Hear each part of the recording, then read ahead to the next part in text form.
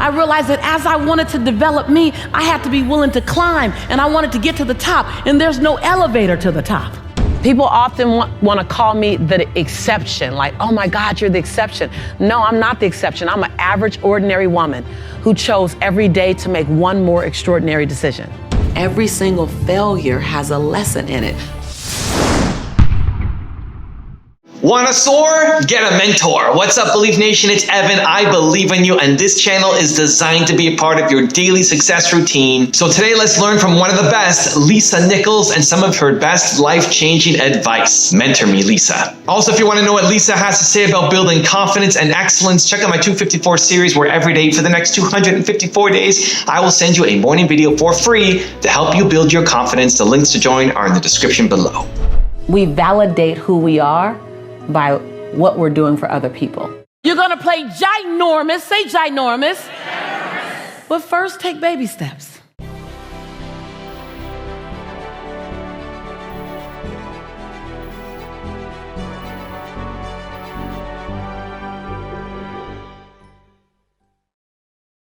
Okay, let's kick it off with rule number 1. Take baby steps. You're gonna play big, say big. You're gonna play huge, say huge. You're gonna play ginormous, say ginormous. But first take baby steps.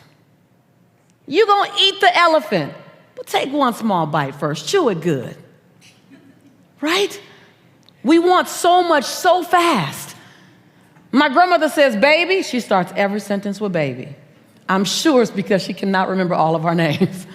She said, baby, the best things you'll ever have from grandma will never come from the microwave. They always come from the oven. And I was like, I think somehow she's trying to give me a lesson here. And I realized that the best things that you're gonna create are gonna take time. Build it on cement, not sinking sand.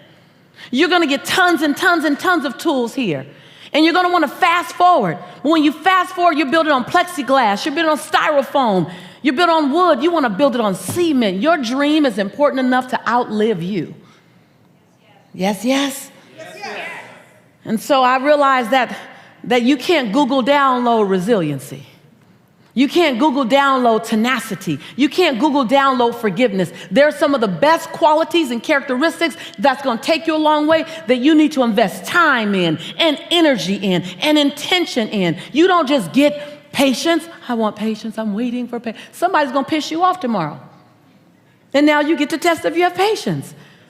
I realized that as I wanted to develop me, I had to be willing to climb, and I wanted to get to the top, and there's no elevator to the top. I gotta do my squats. I gotta work on my quads and my hamstrings and my calves, because I gotta climb to the top. We gotta climb.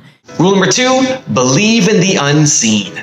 So I was hungry, People often want to call me the exception, like, oh my God, you're the exception.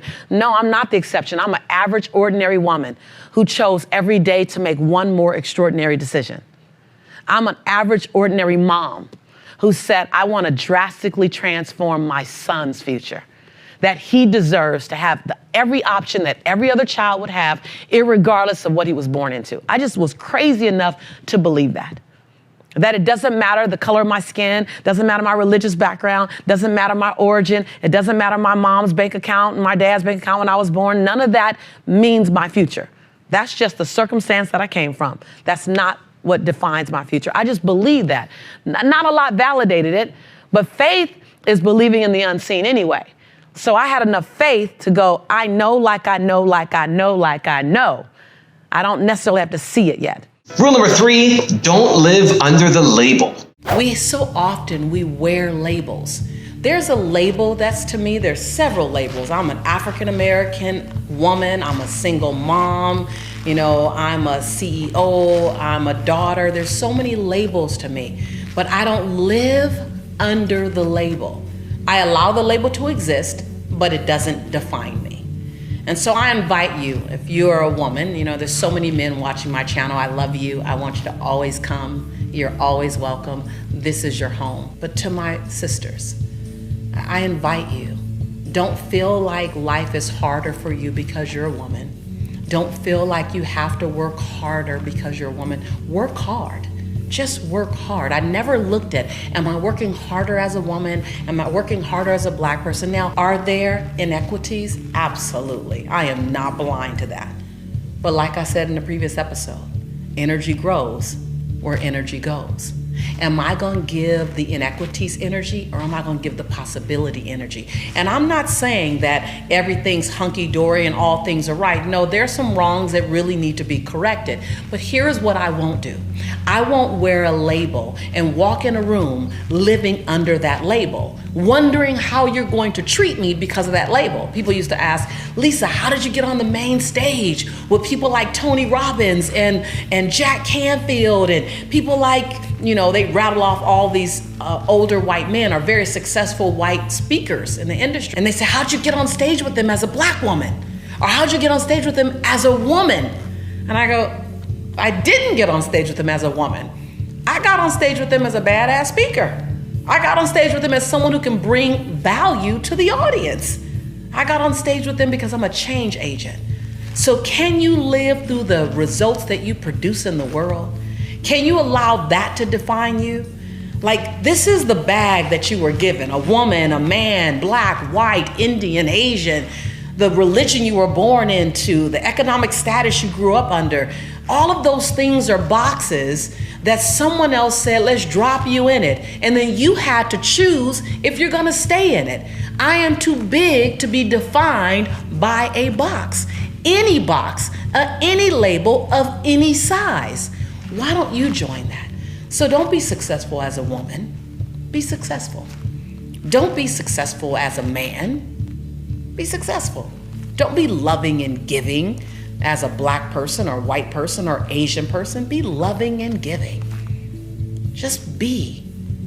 And then become contagious for someone else to want to be that way because they crossed your path. Rule number 4, give yourself permission to fail. So often, you don't move forward because you're keeping such score from what didn't work in the past. You are holding yourself hostage to 1997 to 2005. You're holding yourself hostage in love to that past relationship that didn't work. Or you're holding yourself in hostage in business to the money that you may have thought you wasted or the deal that went bad. And so one of the ways that I give myself permission on two levels. Permission to have lived a life that has some beautiful experiences and some really tangy lessons. I mean, they're spicy, they hurt, they're painful. When I give myself permission to have had that, I also give myself permission to keep leaping. Give myself permission to keep dreaming. Give myself permission to keep learning how to get it right, learning how to love the unlovable, forgive what seems to be the unforgivable, to leap again. Even while I still have a bandage on my chin from the last time I fell, I still get to leap. So I want to invite you, if you fall, fall. Catch your breath, put a bandage on it. Whether you fail financially, you fail physically with health and wellness, you fail spiritually, you fail emotionally, you failed in a relationship, okay. A part of flying is understanding what the distinction between flying and falling. And the only way you understand the distinction is that you experience full life. When you experience full life, it's like this. Life isn't just flat line, it's not just like this. You make your heights feel better because you understand this was a failure. And what I mean by a failure is this taught me a lesson, this stung, every single failure has a lesson in it. To me, a failure is a lesson wrapped in some sticky, icky paper that stung, that hurt. And so give yourself permission. Give yourself permission to play big, to be nervous, to fall down, to sit down for a minute.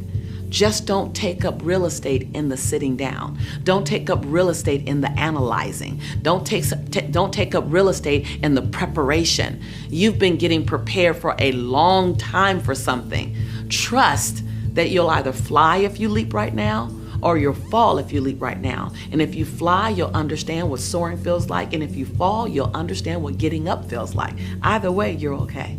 That's how I play big with my knees knocking. That's how I play big, even when there's something in my consciousness reminding me of the last time I did something like this and it didn't quite work out. And I still play big. because I constantly give myself permission to totally win and soar or totally fall and get up. And that way, there's nothing to truly be afraid of. Remember, this is a dialogue, not a monologue, which means we're in a dynamic conversation versus me just entertaining you. And rule number 5, the last one before a very special bonus clip, is exercise your no. Our desire to say yes to everyone really is less about them and more about our need to be approved, our need to be perceived loving, kind, and generous. Now, I know that might be hard to hear, but when you don't have the ability to say no, it really isn't about the people that you're saying no to. It's about you not wanting to draw a healthy boundary, not wanting to turn someone away, not wanting to risk the fact that you might not make someone happy with you in the moment. Go underneath that and say, why am I having that challenge? The answer to that is the core of why you don't want to say no. Because I want to be liked and loved all the time. Because I don't want to experience rejection. Because I want people to see me as a giving, loving person. Because. Now, none of those are wrong. But can you already know that about yourself? And if you know you're loving, if you know you're kind, if you know you're giving, if you know that you're generous, then you can say healthy yeses when you need to say yes.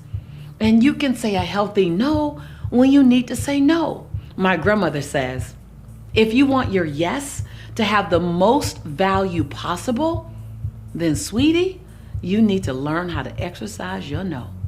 Because if you keep telling everyone yes, you actually diminish the value of your yes.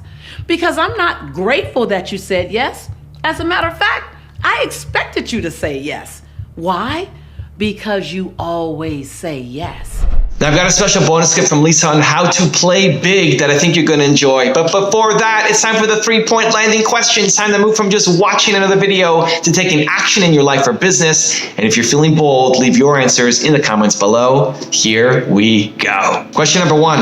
Where do you need to exercise your no? Number 2, where do you need to give yourself permission to fail? And number 3, what label do you need to stop living under? I get asked the question a lot, how do I jumpstart again when I've been complacent? You know, I found that I had to ask myself this question as well. For so many years, I was working hard to feed Jelani. I was working hard to give him an equal chance.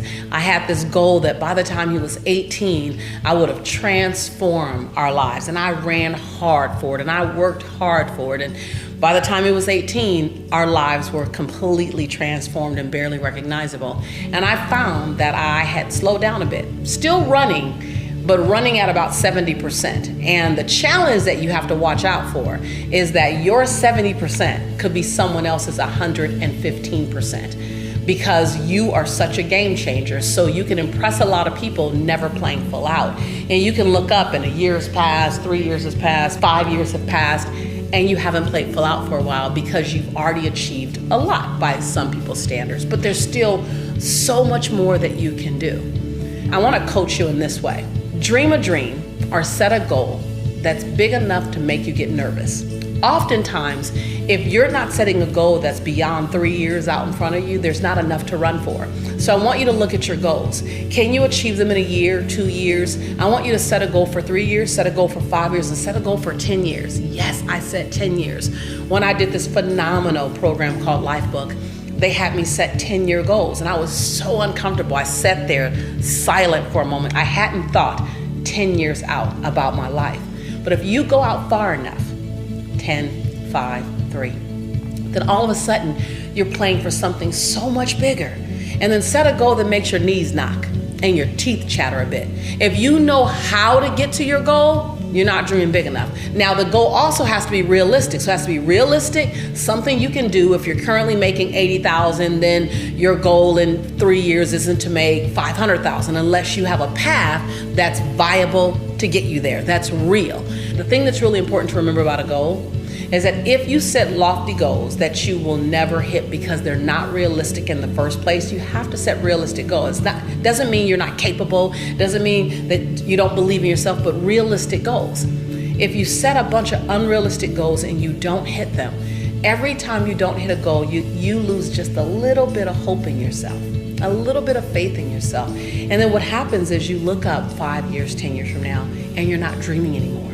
You're not setting goals anymore. You're afraid to tell anyone. So set a goal that makes your knees knock and your teeth chatter a bit. Set a goal that's 3 years out in front of you. Set one that's 5 years, and set one that's 10 years. As a matter of fact, set several in all those timelines. And then hook your caboose to the train of other people who are running as fast as you are. Surround yourself in a community that inspires you to want to stand on your tippy toes. They inspire you because they're doing so much. Now, they believe in values, they believe in faith, they believe in family, but they also believe in running hard, playing hard, and living big. Because if you're the biggest fish in your community, then that's okay. You just need to get a second community to play inside of as well.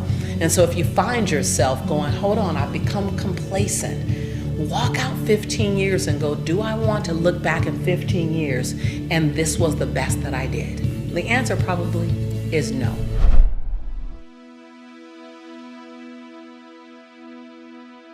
If you like this video, check out the 10 signs you're going to be really successful video that I made. The link is right there next to me. I think you're going to enjoy it. Continue to believe, and I'll see you there. Who's got something in your life in this area? Say I. How did you do it? You created it 3 ways. Number 1,